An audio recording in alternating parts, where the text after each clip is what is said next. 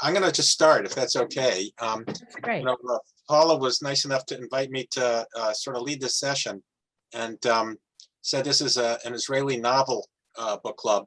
So sorry to disappoint you, we're not doing a novel. And Agnon did write novels, but I said I would prefer to talk about his short stories, which I find very interesting. Just want to start by saying that I really want to dedicate this class to Dr. David Link. David was my partner in all things Agnon. We taught some courses at Temple Emmanuel and other places of Agnon stories. And he really was a tremendous inspiration to me when it comes to Agnon and so many other things. What I suggested was everybody, I hope people read as many stories as you could in the book, but I suggested that at least we all share the 5 stories that I mentioned so that we have some common basis of discussion. So we'll start out, and Elise Friedman has very graciously agreed to run the slides for me, to do the screen sharing so that I wouldn't be distracted by that. So thank you, Elise. Elise, can you just put up slide number 1?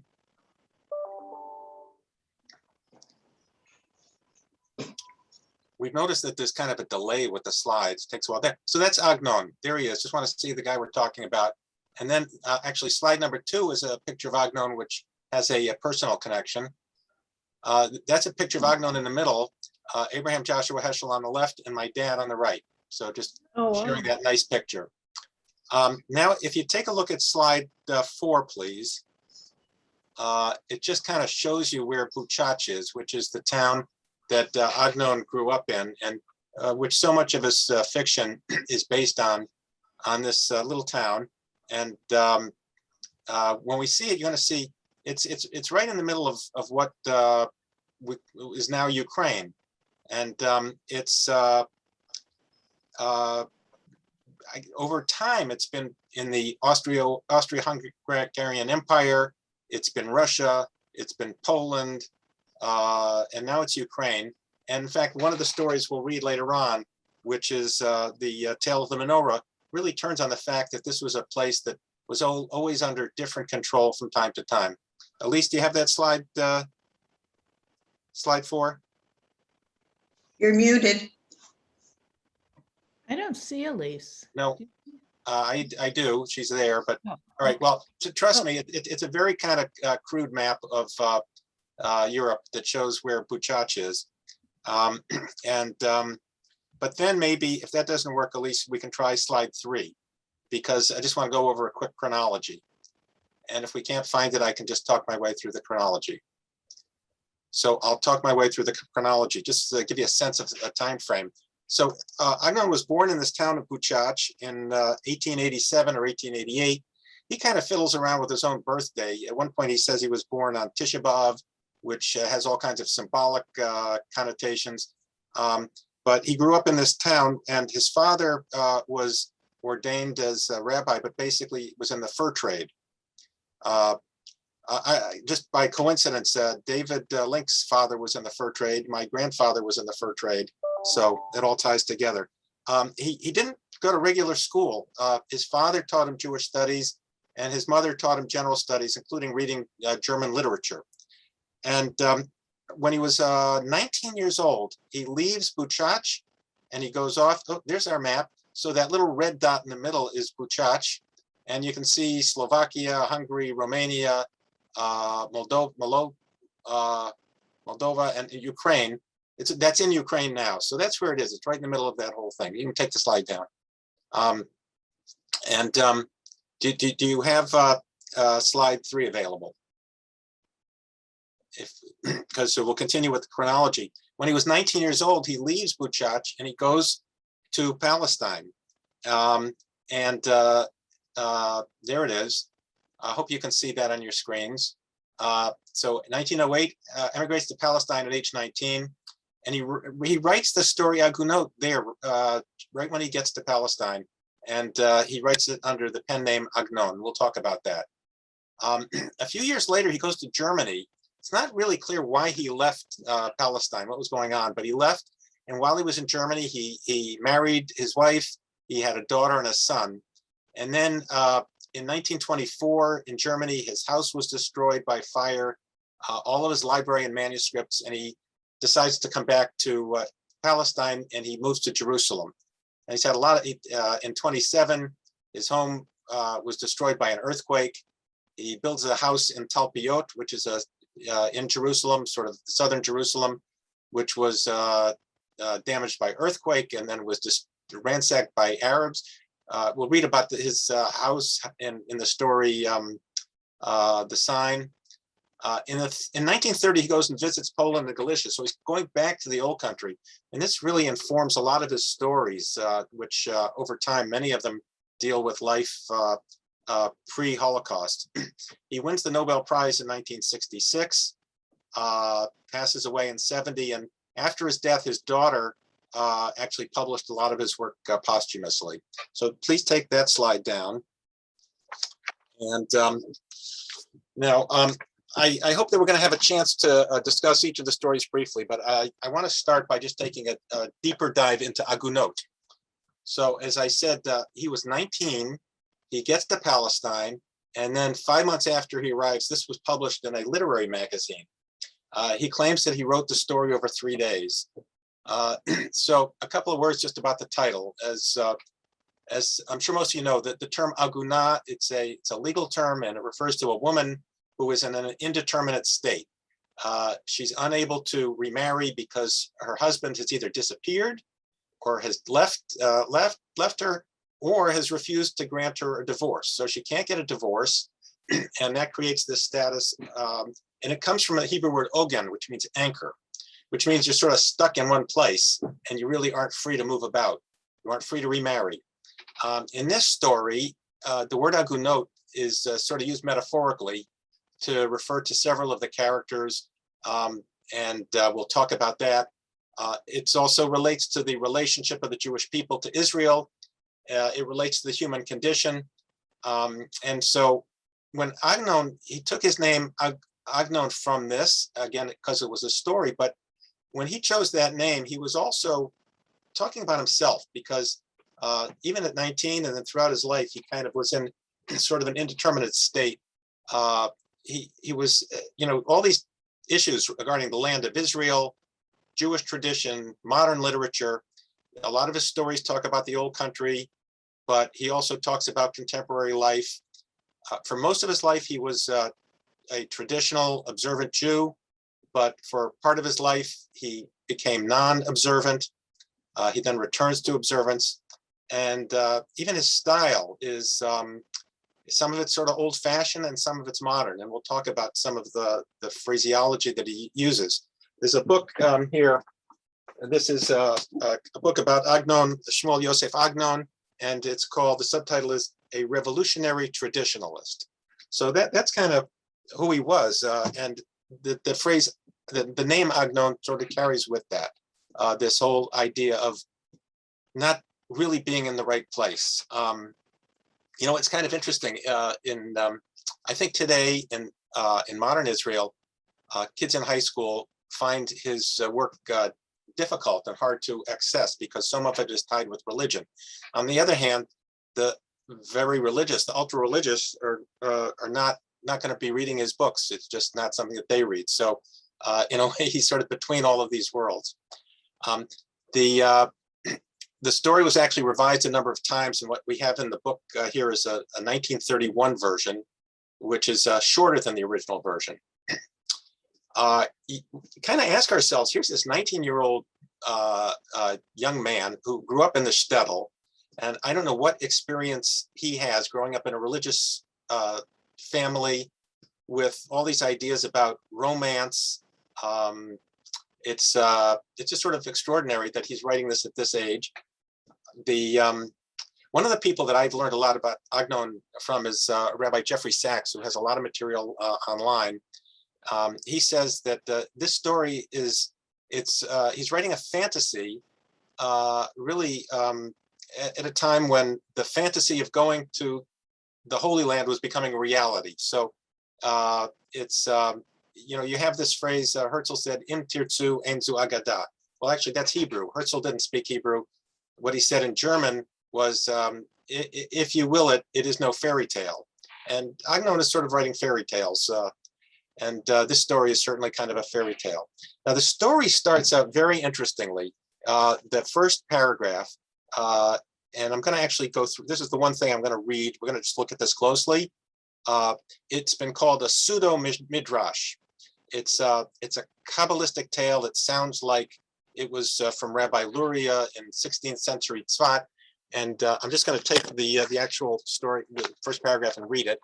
So it said, it is said, and just that first phrase in Hebrew, it's muvabet tavim. It sort of makes it sound like the phrase means, in the ancient writings, we have this story. So he's making it appear like it's a real thing, but it's something he just made up himself. A thread of grace is spun and drawn out of the deeds of Israel, and the Holy One, blessed be he himself in his glory. By the way, that's a Hebrew phrase. It's Hakadosh Baruch Hu B'chvodo V'atzmo, which you might recall from the Haggadah. So the Holy One sits and weaves, strand on strand, a talit, all grace and all mercy. You have this image of this talit, of almost of a chuppah that is that he's building, he's creating for the congregation of Israel to deck herself in. Radiant in the light of her beauty, she glows, even in these, the lands of her exile. So right there is a clue that tells us that this story is being told from the perspective of someone living in exile. Even though the whole story takes place in Jerusalem, it's really being told from the perspective of the exile. She glows even as she, this is, by the way, on page 39 in the book, even as she did in her youth in her father's house. A lot of these are phrases that come up. In her youth in her father's house is a phrase from the book of Bamidbar. In the temple of her sovereign, in the city of sovereignty. Again, Mikdash Melech Ir Melucha from Lecha Dodi. This is just filled with all of these little quotes that are in there that you sort of don't always get when you read it in English. And then he says, here as it were, he as it were leans toward her and says, behold, thou art fair, my beloved, behold, thou art fair. And again, this is the first of a series of quotes from the Song of Songs. Hinach yafa rayati, hinach yafa. So the Song of Songs is a book in the Bible that's really an erotic poem. And it somehow made its way into the Bible. Rabbi Akiva said, well, this really isn't an erotic poem. This is really a metaphor about the relationship of God to the people of Israel. So that's how it got into the Bible. But this whole story in this paragraph has numerous quotes from the Song of Songs. It says, and this is the secret power and the glory and the exaltation and the tenderness and love which fills the heart of every man in Israel. But there are times, alas, when some hindrance creeps up and snaps a thread in the loom. Then the talit is damaged. Evil spirits hover about it, enter into it and tear it to shreds. At once a sense of shame assails all Israel, and they know they are naked. That reminds us of Adam and Eve in the garden. Their days of rest are wrested from them, their feasts are fasts, their lot is dust instead of luster. Now, the translator here did an amazing job, because the Hebrew of that sentence is also a series of words that's sort of internal rhymes. Just the Hebrew is Nishbat Shabbatam Chagam Chaga Ba'afar Lahem Tachat Pe'er. So he's got that, taking all these, using all these internal rhymes. At the hour, the congregation of Israel stays abroad in her anguish, crying, strike me, wound me, take away my veils from me. Again, from the Song of Songs. Song of Songs. Her beloved, she seeking him cries, if ye find my beloved, what shall ye tell him? That I'm afflicted with love. This also from the Song of Songs.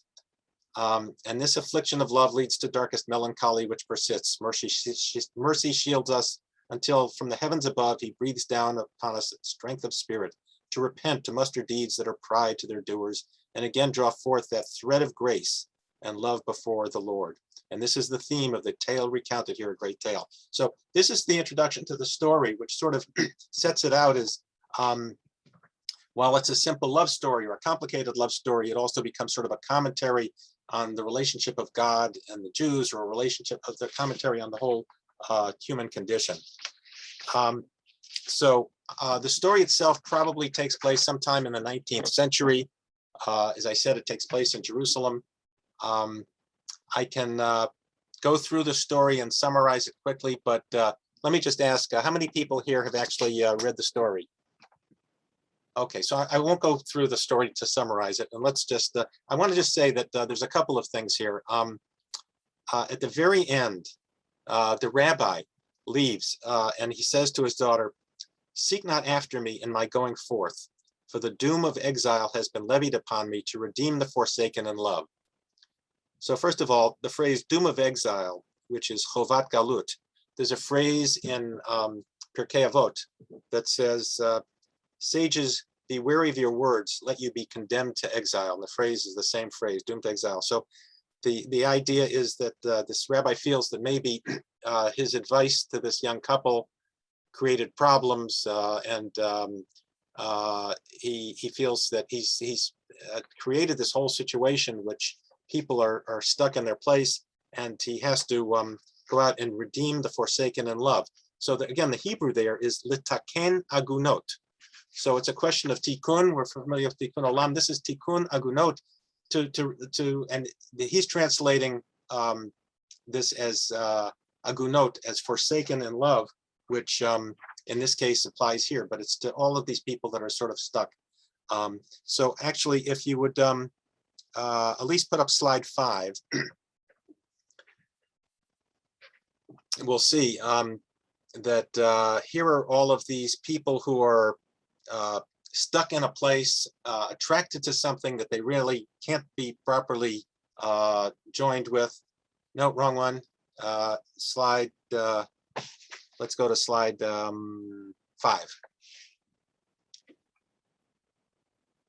It's I think that's a separate slide, not on the PowerPoint. Basically, we have, as you'll see, it's a chart that shows how these lovers who were alienated from one another by various social forces, and again, they can represent the story, they can represent the Jewish people. Anyone who is alienated in one way or another is an aguna. Okay, we're going to have to wait for Elise to find that before we move on. Any luck, Elise?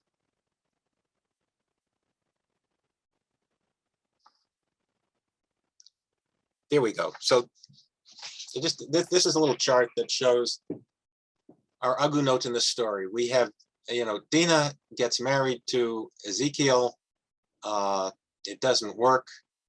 Their marriage is not consummated. It doesn't work primarily because Dinah is really attracted to Ben Uri. And Ben Uri is not attracted to Dinah. He's attracted to the ark, to his art. It's kind of a Pygmalion story. He falls in love with his work, and it's this and this is something also that in Agnon's own life he was drawn between sort of his artistry, his literature, and religion, and that's also, I think, one of the underlying themes here. And then we have Ezekiel, who keeps remembering this girl he knew back in Europe, Fable. And by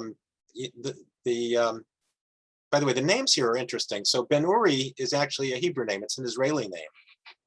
Ezekiel is the prophet of exile. Fredel is a Yiddish name. So, he's attracted to that. Fredela gets married. She has her own husband. She's attracted to him. We have Achiezer, who is Dinah's father, who has this whole plan to build this great academy and synagogue, and it all comes to nothing. And we even have the rabbi, and the rabbi leaves his wife and his daughter and goes off. And there's really a lack of any kind of consummation of any sort here, and these people are in a very difficult situation.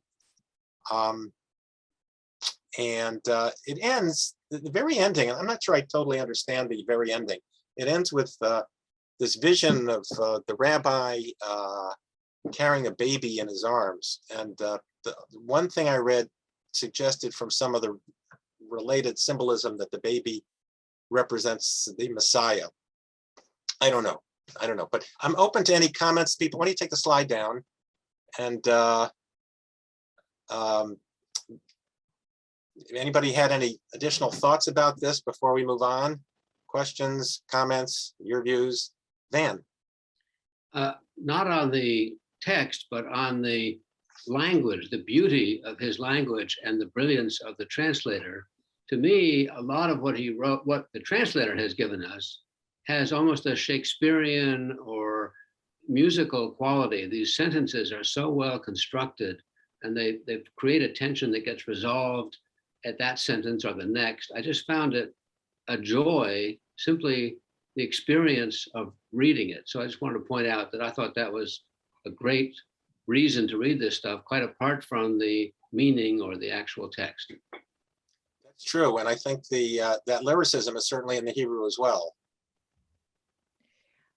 Paula? Why does it have to be so tragic? You have such beautiful language, and then you have such a kind of hopeless and sad story. So what does this tell us about Agnon and his approach to being a Jew, to Jewish history, to Jewish tradition, to, I don't know, Palestine, Israel, whatever he's metaphorically referring to or writing about? Well, we all like happy endings. You could say, again, the ending here with this rabbi who's taken it upon himself to go out through the world to redeem the Agunot and to fix things, and perhaps carrying with him the Messiah, suggests that there's a happy ending somewhere down the road. But I think Agnon himself just must have been in a personal condition where, and I don't know that people would say he was a depressed person, but I think clearly a troubled and torn person. He left his home, comes to Israel, Palestine at the time. There wasn't a lot going on there. It's not the Israel we know today. That was his outlook at the time, I guess. What was his own marriage like? Do we know? As far as we know, he's a good marriage. His wife actually helped him. She typed his manuscripts for him, and he had several children. As far as I know, it was a positive marriage. Any other comments, thoughts, questions? Yes, Maxine. You'll have to unmute yourself.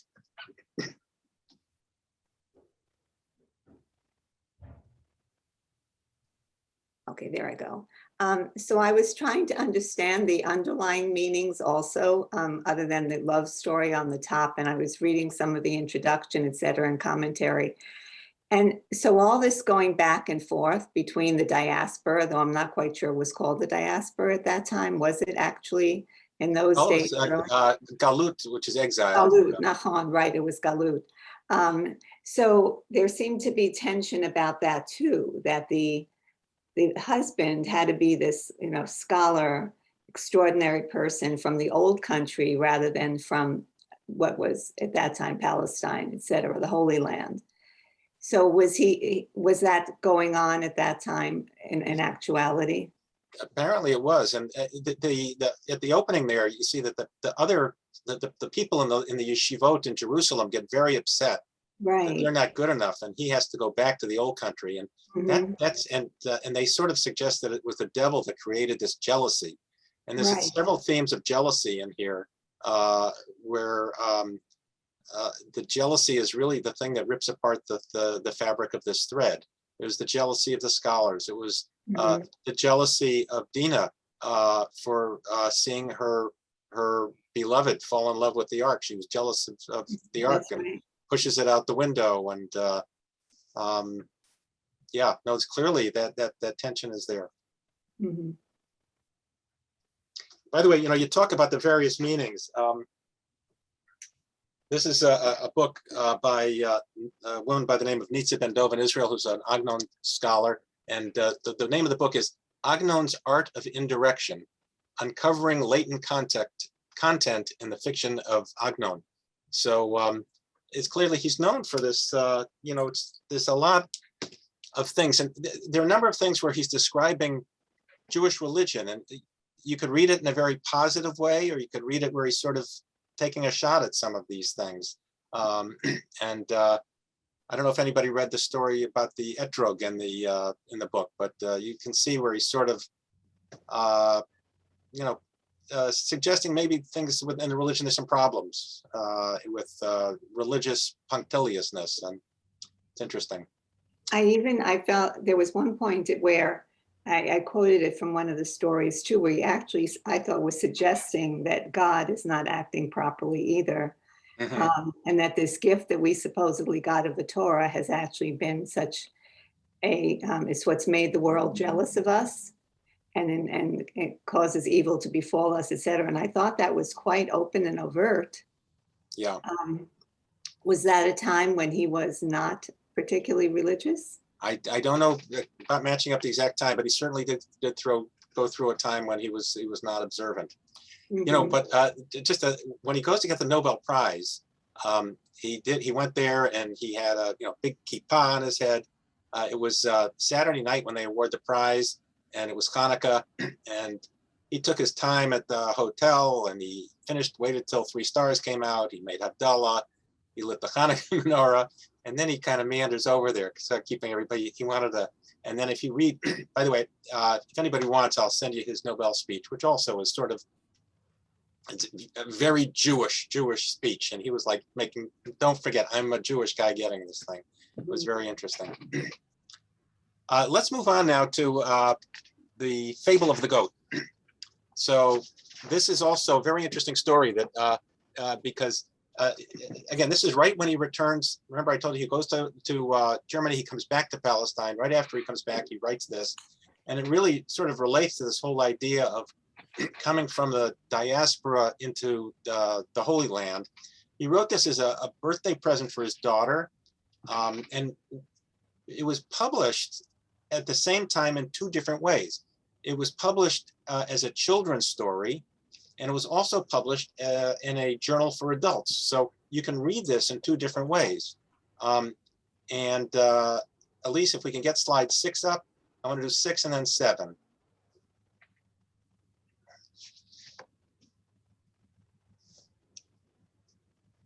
Okay, gotta go down to 6. Okay, so here's the cover of the children's book there. You can see Ma'aseh Ha'ez. And then if you look at 7, just as another, it's also been published as a sort of graphic novel form more recently, just to show you. That's the opening line there. And by the way, that opening line is a line that comes straight from the Talmud.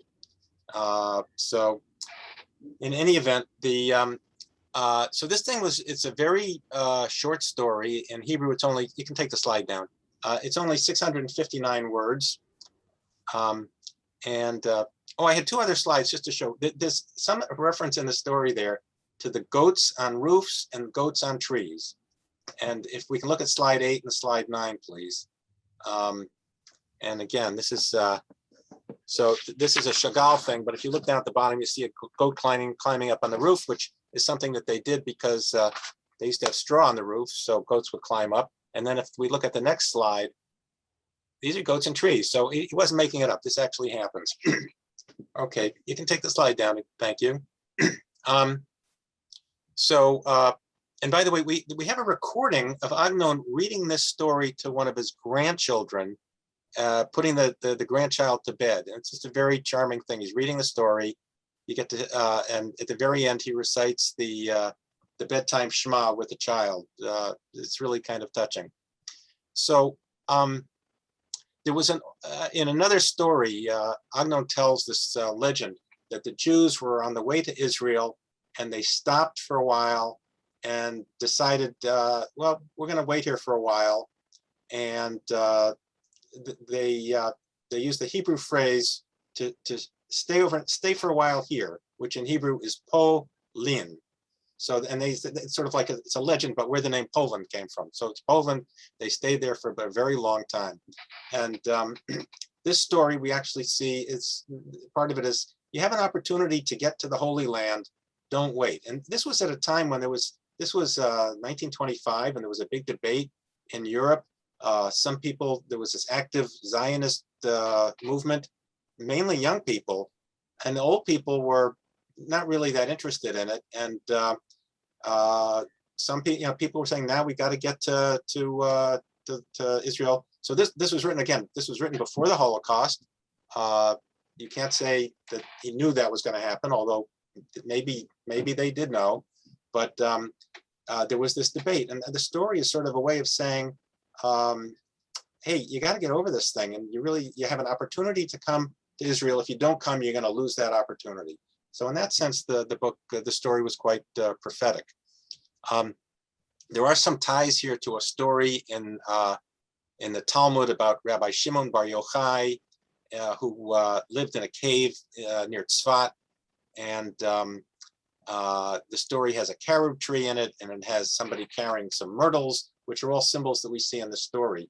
And Shimon Bar Yochai actually lived in this cave for a while. He comes out and he's so full of zeal that when he sees somebody out there who's like plowing a field and not studying Torah, he looks at them and they're zapped by his vision and killed. And God says, no, you got to go back in the cave. And he's there, and he comes out later, and he's a little more practical. So again, I think the story is a little bit about practicality too. So this father and son metaphor in the story is kind of a metaphor of this break in the generations. He's talking to the anti-Zionists. And as I say, it's this latent content, but you can also read it as a children's story. So anyway, just open to any comments about this. Really one of Agnon's most well-known stories. Okay. Let's talk about the tale of the menorah. So the tale of the menorah, and by the way, the story here, the translation we have is translated by David Stern. David Stern is a professor at Harvard. I think he's head of Jewish studies at Harvard, and his field is sort of the Hebrew book. When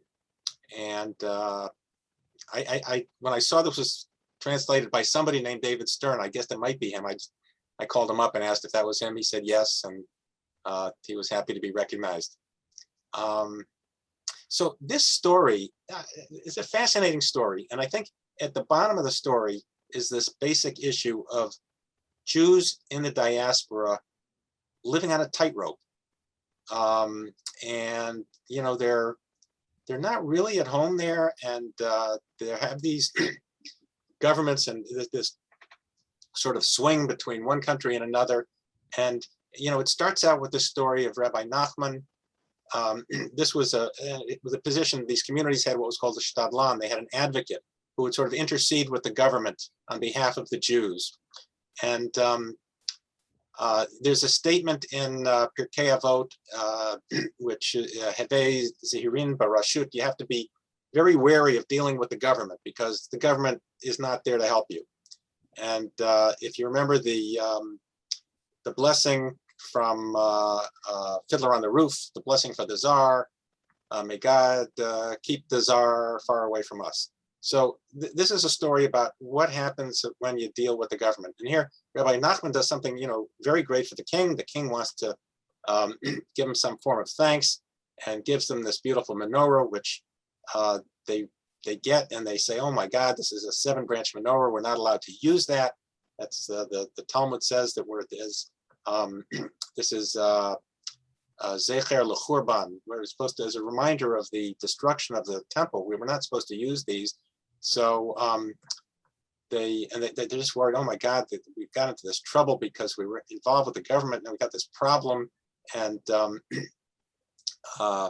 the way, when he goes to see the king, the phrase in the book, again, it just is a simple phrase, Ba'alef Ne HaMelech, but the traditional reader recognizes that from the story of Mordechai, same phrase. And also when they talk about Nachman, it talks about the Almighty bestowed wisdom to Nachman, which is right out of the story of Solomon. by the way, David Link, who was a master of the Haftorahs, that was like one of the things he was really into, pointed out to me that that verse, the Almighty bestowed wisdom to Solomon, is the beginning of the Haftorah of the Parsha, which describes the making of the menorah. So again, and a traditional Jew would sort of see all of these links. And by the way, so I say the making of the menorah. So this thing, the story's title is The Tale of the Menorah. In Hebrew, it's Ma'aseh HaMenorah. Now, Ma'aseh, here is, this Yiddish term, Maisa. Maisa is a story, a fable. So this is the tale of the menorah. But in the Torah, when they're taught, the phrase appears, it's called Ma'aseh HaMenorah. It means the making of the menorah. It's here's a description of the making of the menorah. So it's kind of a pun there. So this is a Maisa. This is which means that even this is a story that takes place in Buchach. And whether there was some tradition or whether this is based on any real history, this again goes to Agnon. Agnon creates his own alternative history where some of it's true, some of it isn't true. There is a great synagogue in Buchach, and the synagogue, every time he refers to it, he says it's that same building that the Gentiles made into a church after the city fell into the hands of Khmelnytsky. So that was 1648. Khmelnytsky led the Ukrainian Cossacks, and there were many Jews were killed. And this always sort of was the phrase he used whenever he refers to that synagogue. Then they built another one. They actually built another synagogue in 1728, which stood until World War II when it was damaged in the war by bombs. And I think it became an open air market now. Anyway, so they have this 7-branch menorah. Lots of things happen to that menorah throughout the book, but all the violence to the menorah in the book is done by the Jews. And we also see this whole thing where there's several times where there's a new generation which really doesn't know the history of the menorah, and but comes upon it and how it impacts them. So they have this, the menorah, they put on this white eagle, which is a symbol of Poland. And then the Austrians come in and take over. And they have, their symbol is a 2-headed eagle. So they have to take off the 1-headed eagle, the white eagle, and put on the other eagle. And it's back and forth with this. Take a look at slide 10, please, Elise.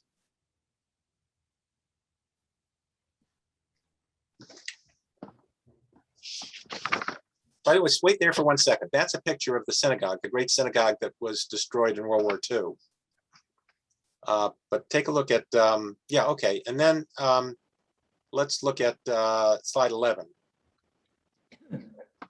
That's just a picture of some menorah that actually had an eagle on top. And let's look at slide 12. So slide 12, okay, take a look at that. Now you can take the slide down.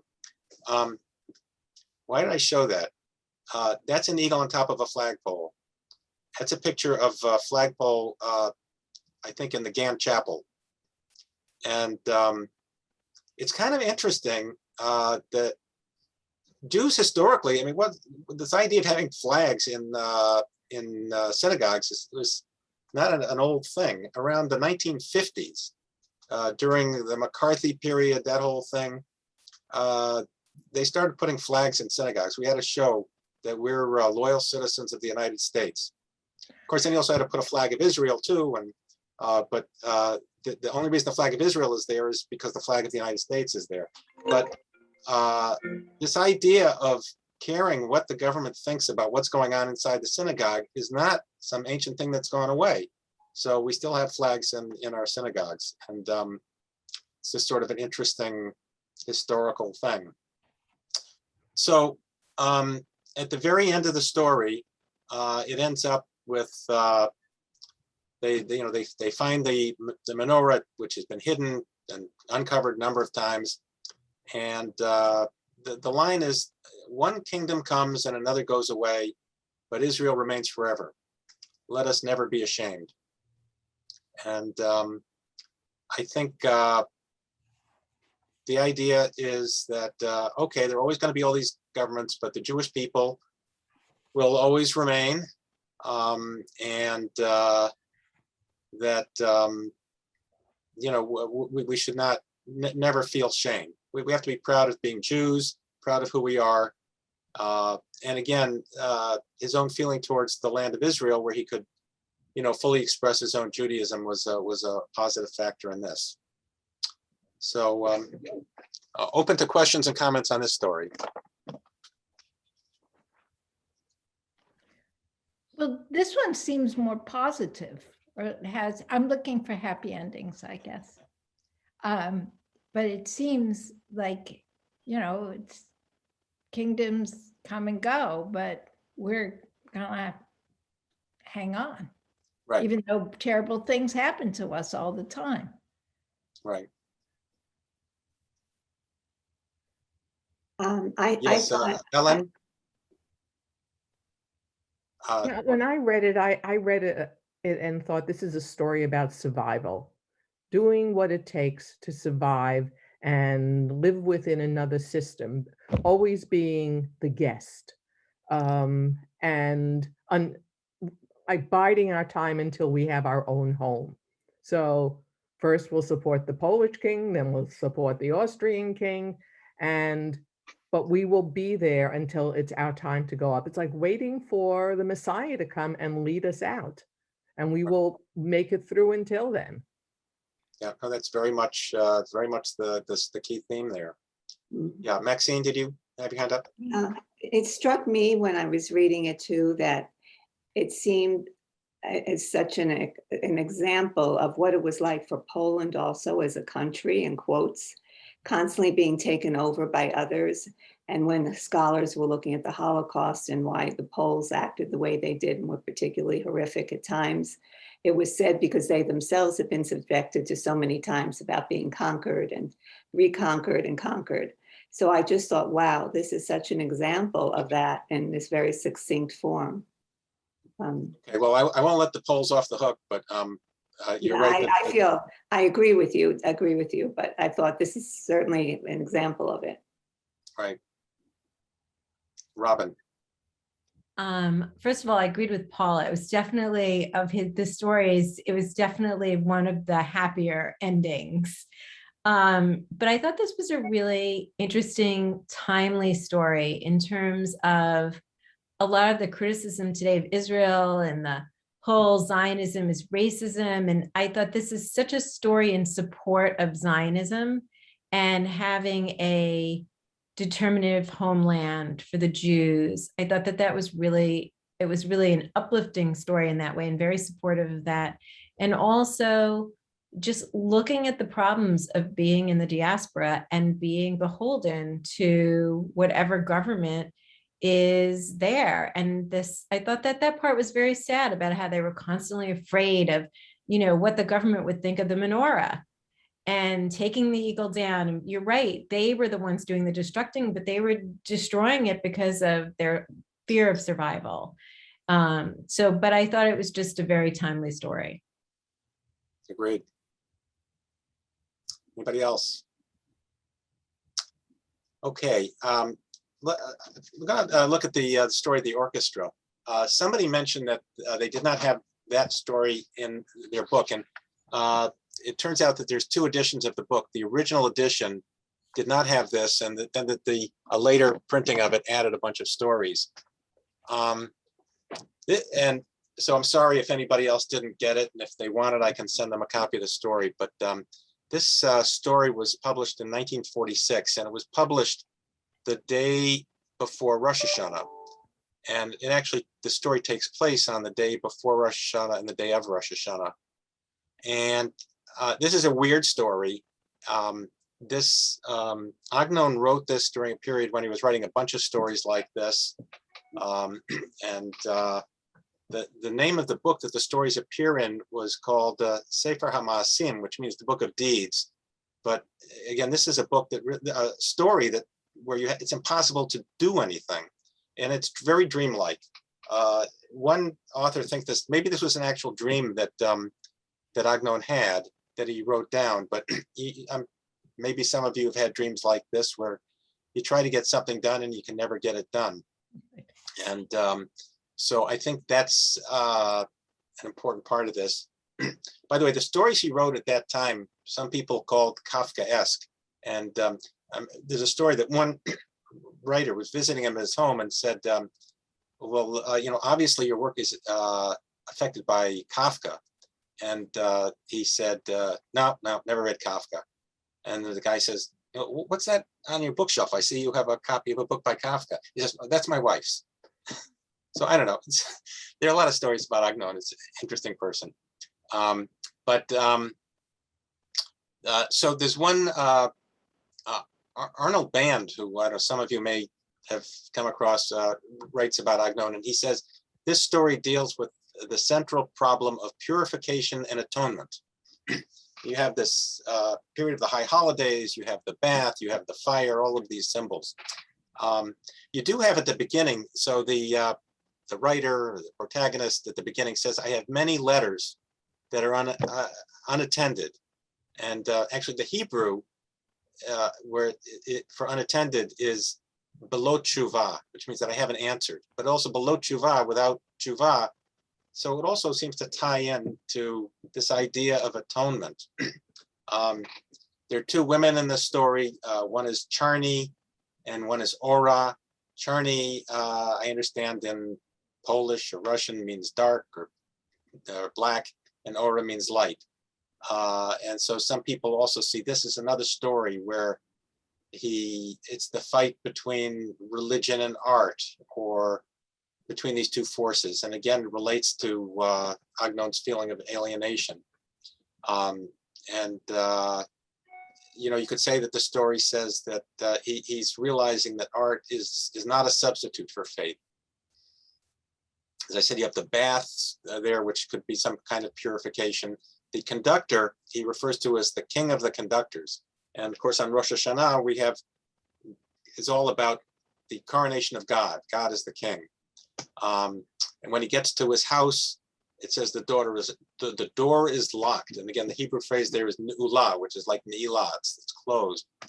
So, I'm not sure I can tell you exactly what this is about. I think some of these ideas are probably correct, but I don't know, open to any other thoughts that somebody might have about how you read it, or if you saw anything else in it.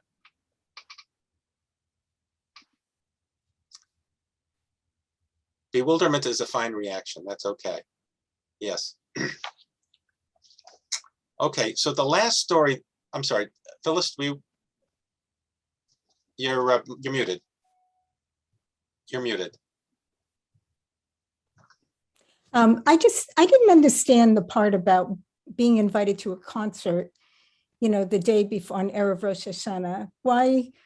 I mean, why would he do that? And one other thought is, I think I related to the story, just the idea of the futility of trying to get things done. And he wrote this before email.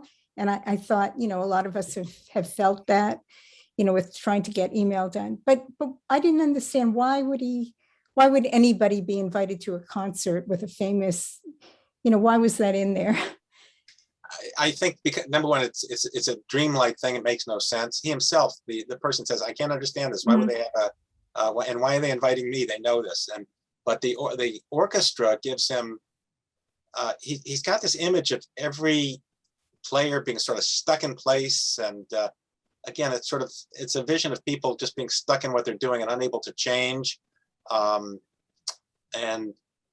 again, it's some kind of a metaphor, however you want to read it. Thank you. Yes, Alice. Well, it seems to me that being a marginal person is the essence of what he always is, and maybe what most immigrants are, that they can't help but continue to have their history, and they can't help but have their present. So that is the fate of people who make that transition, which is basically a thing that they're doing because they think it will be better. They know it will be better.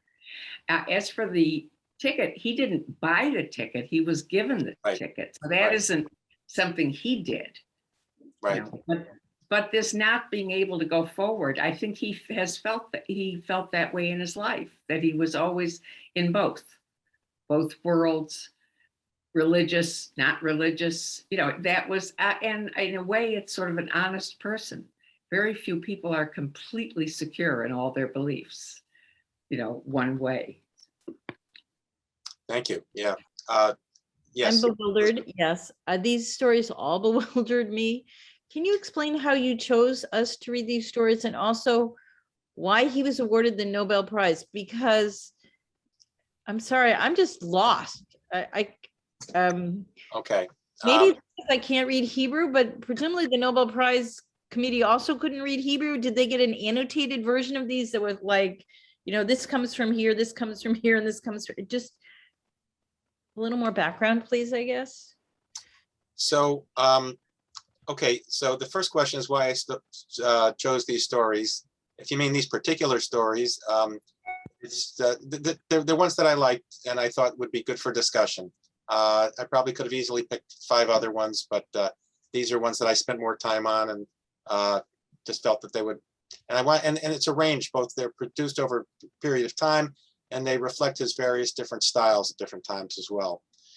The question of why he got the Nobel Prize, I mean, I would argue that he deserved it, but I can, based on his artistic production, but also I think the Nobel Committee felt that it was time to recognize this has to do with the Nobel Committee living with the history of the Holocaust. And so much of his writing is, and again, you couldn't necessarily tell from the balance here, but so much of it is recreating the past of Buchach and life there. In fact, that's part of the theme of the last story we'll discuss briefly. But he shared the prize with a woman who was a poet who wrote in Yiddish. And I think this was the committee saying, it's time for us to recognize this, this particular source of literature. But I'm sure there's more to be said about it too. Okay, so the last story we'll look at is The Sign. The Sign, actually, our translation here was translated by Arthur Green. Some of you may know Arthur Green, who's at Hebrew College, who's an expert on Hasidism, who also was the rabbi at the Reisman Hall service for a number of years. And I called him up also to get some insights about this story. And so this is a very interesting story. I can tell you that there's an Israeli literary person who wrote an article. Article is called "Did Agnon Write About the Holocaust?" And because Agnon didn't actually write so much about the Holocaust itself, he wrote a lot about life before the Holocaust. He didn't write much. This is about as close as he gets, and in a way, this whole book, this whole story is about not writing about the Holocaust. I mean, it's fascinating. So well, we'll start. It opens up, and he first of all he talks about building a new house in Jerusalem, actually, if we can look at slide, let's go quickly look at slides 13, 14, and 15.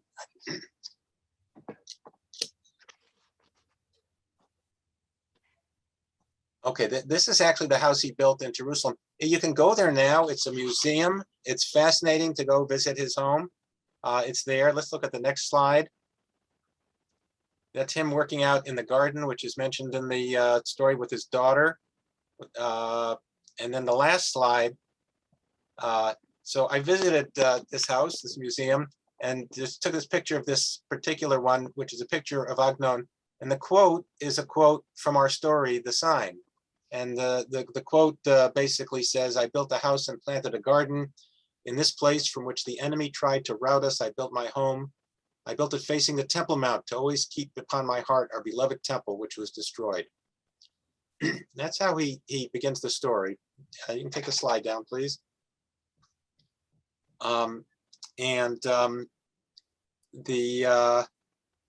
He basically is telling how he learns on Shavuot, or right before Shavuot, that his whole town has been destroyed by the Nazis. I just want to show you two things here.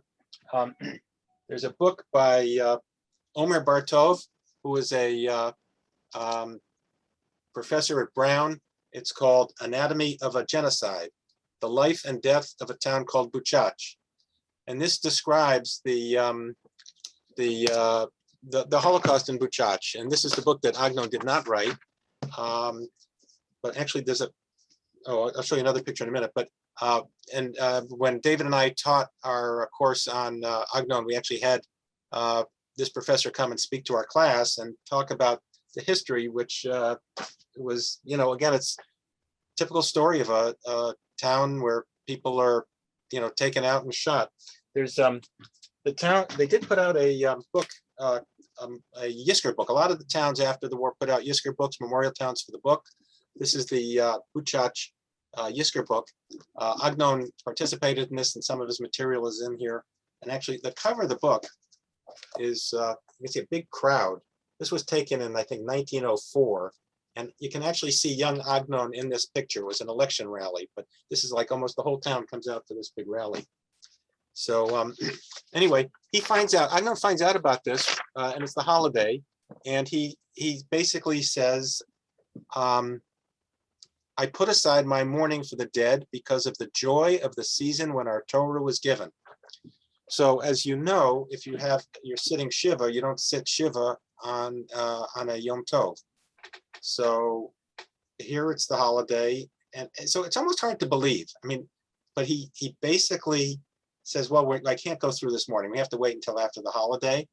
But what he does is he tells his family about celebrating the holiday in his hometown. And that's the way he remembers the holiday. And but here's a guy who was saved from this destruction because he came to Israel. So he starts out talking at the beginning of the story, I built my house here, and we had troubles here, but I rebuilt it. And I'm here, across from the temple.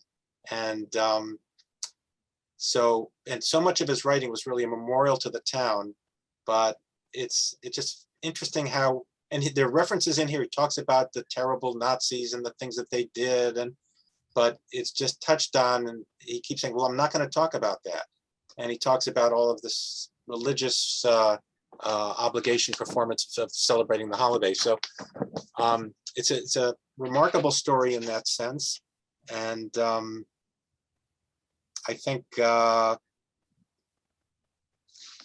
it's just, to me, it says a lot about how he dealt with this whole thing, and the issue of the relationship between Buchach and Israel. And I'd just be curious to hear if anybody has any different thoughts about this particular story. Yes, Dan. Just a failure of memory. I don't recall, maybe I didn't even recognize, what exactly is the reference to the sign? What is the sign? Oh, okay. At the end of the story, he actually he talks about Solomon ibn Gabirol and a poem, and that he asks for a sign, a way to remember this town. Yes. And there's a poem, and the acronym of the poem has to do with the town. And the poem itself is, he's trying to create a memory for the town, and the sign is the memory. And again, and I'm happy you asked the question, because again, so much of his writing was really recreating the town. One of his books is called, stories is called Ir Umaloa, A City in Its Fullness. And it's a whole collection of stories about Buchach. So he himself has created this sort of sign, this memorial in the form of literature. Marcia? Does he have survivor's guilt that they all died and he escaped it? I'm sure he must. the whole issue of how Israel dealt with the Holocaust is very interesting. And I've talked to people who, my age, who, when they grew up in school, the Holocaust wasn't taught. It was, people were very uncomfortable with it. Part of it was survivor's guilt. Part of it was this whole issue of, I'm going to ask Paul to say a word about this maybe, but, there was this talk that the Jews went like lambs to the slaughter, and we're Israelis, we're tough, and they embarrassed us. Paula is in the process of making a movie all about Jewish resistance to the Holocaust, which there was significant Jewish resistance, and in Israel now, I think they recognize this. The Holocaust, the Yom HaShoah is actually called Yom HaShoah v'Hagvura, the day of the Holocaust and of the bravery, because they did come to realize this, but it was tremendous ambivalence, and they really didn't even talk about it in schools or anything. The first time it really came out was the Eichmann trial. Eichmann was captured and brought to Jerusalem. I forgot what year that was. Maybe it was in the late 50s or the early 60s. And there was this big, huge trial where they brought forth, witnesses, and this was a major event. And all of a sudden, people began talking about it in a different way. Yeah, yesterday it happened that I interviewed the artist, the painter Samuel Bach, and who was born in Vilna, the city of Vilnius in Lithuania. And when he was 8 or 9 years old, he and his family were taken to the ghetto. And when the Germans invaded, and he has a phenomenal memory and remembers it all like it was yesterday. And it's very ironic because he remembers the ghetto with very positive feelings because he was a very smart and talented child. And he was petted and feted for his talent. And even the grown-ups, the Yiddish poets, Sutzkever, they would come to the house and they would give him paper to draw on. And so he remembers it as a place of great love. And in fact, when he was 9 years old, he had his first art exhibition there in the theater. And as he was walking to the theater, he remembered seeing people on the street, lying on the street, people dying, people begging, horrible things, and thinking what the contrast was, that here he's going to an exhibit of his own work, and yet he's passing through this. But then when he was 15, he and his father was killed by the Germans, and he and his mother survived, and they went to live in Israel. And he had a very negative experience in Israel. And he said, here's a very confident young person, confident in his own talent and his own brains. And all of a sudden he goes to Israel and he's made to feel ashamed that he was part of one of those European Jews who gave in to the Nazis. It was really a terrible, terrible story. I had, of course, heard about this before. Many scholars had told me, but I hadn't before been told by a survivor what it was like. And it really struck me as, I knew the Holocaust, like everything else, is politicized. I mean, it's amazing what we people do, what we humans do. But to have Sam tell me about that experience, and he eventually left Israel and went back to Europe. And now he lives in the United States, right near us in Weston. If any of you are not familiar with his work, especially his work about the Holocaust, it's extraordinary art. And, look it up and check it out because it's really remarkable. Right. And it's at Pucker Safrai Gallery, which is on Newbury Street, and it's just fantastic. I said this time this is the second time I've interviewed him. I'm not leaving without a painting, even a little one, but that didn't happen. Any other comments about the sign? Charlene? You're muted.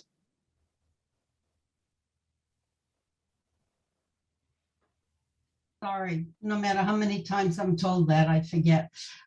Marcia and I were in Israel in '62, and I don't remember quite as chilling, Paula, as the artist spoke.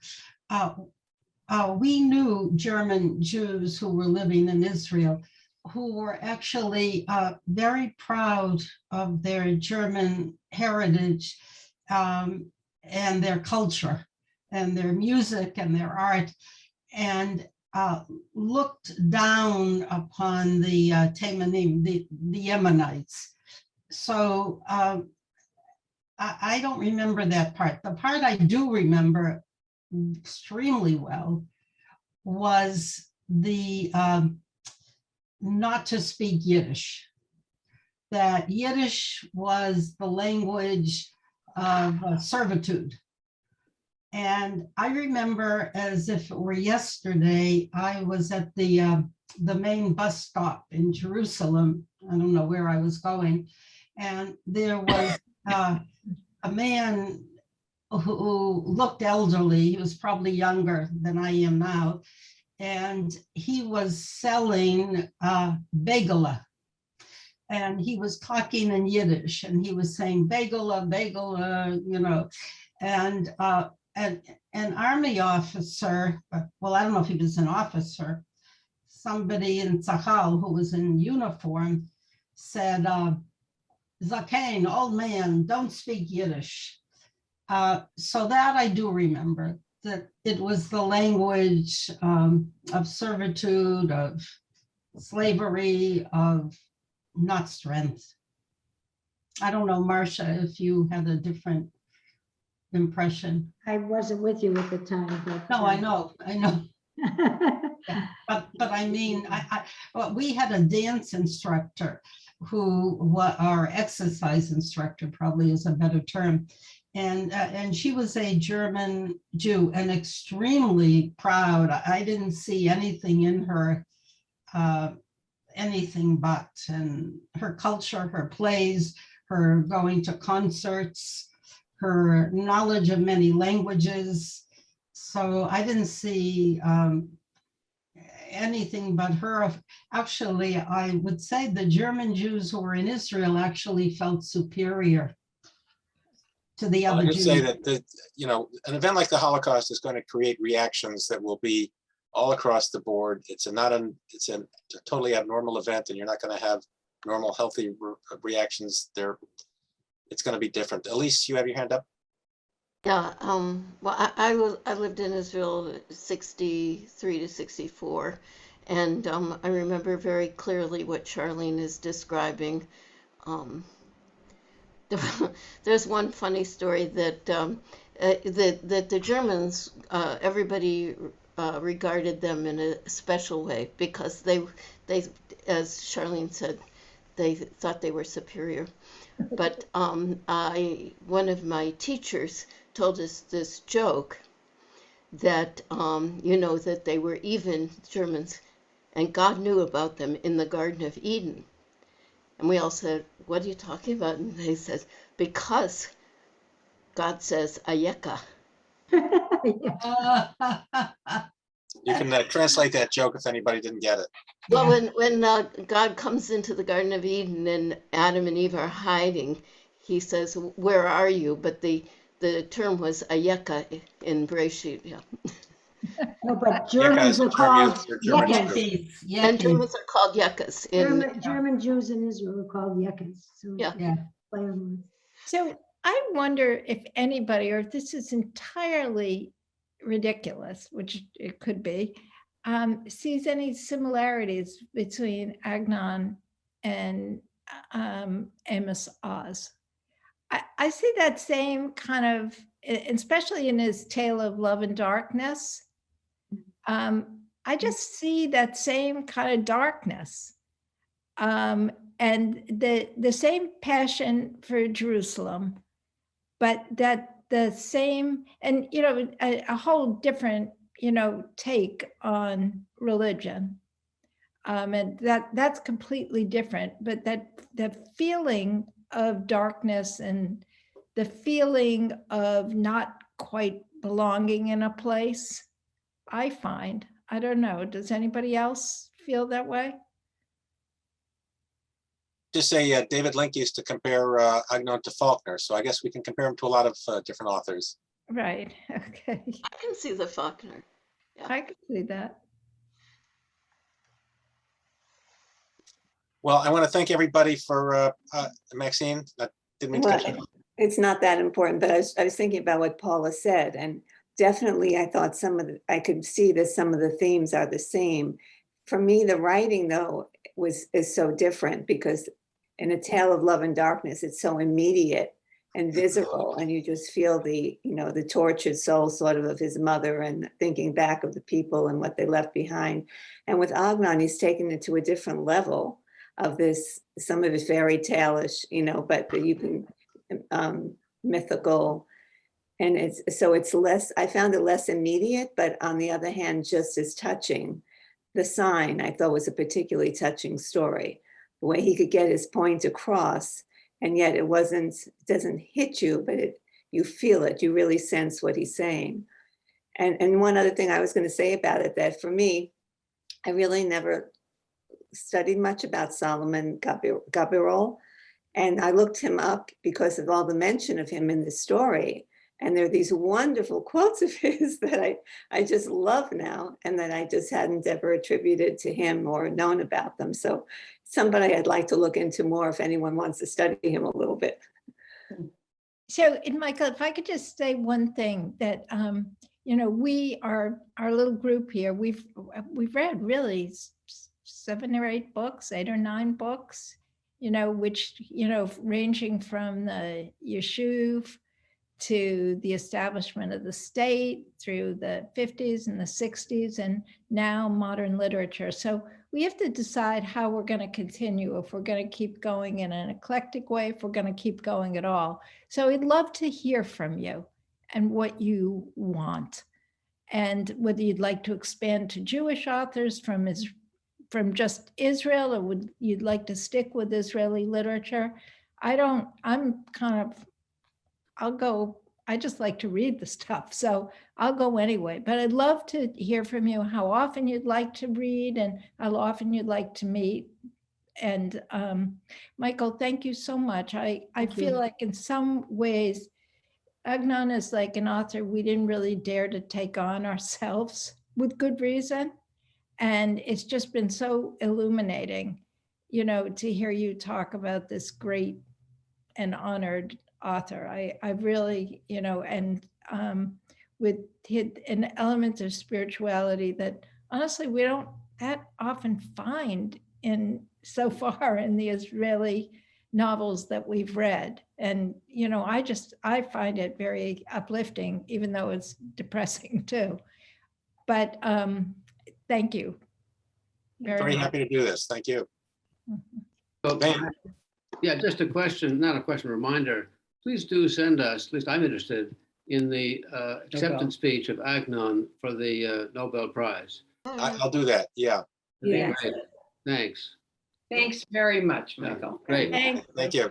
Thanks Thank very you. much. Thank you, Michael. Tודה רבה. Thank you. Tada. Thank you. I'm ending the meeting now. Bye. Yeah. Thank you. Bye.